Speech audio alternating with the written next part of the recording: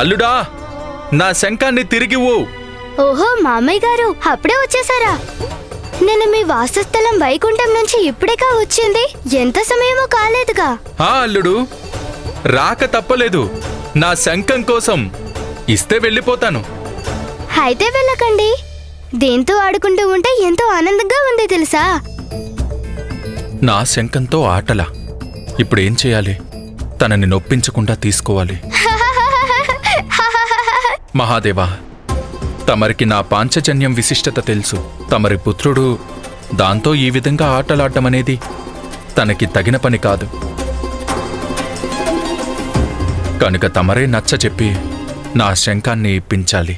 శ్రీహరి, నేను అమాయకుడను. నేను బాలుడినిలా ఒప్పించగలను.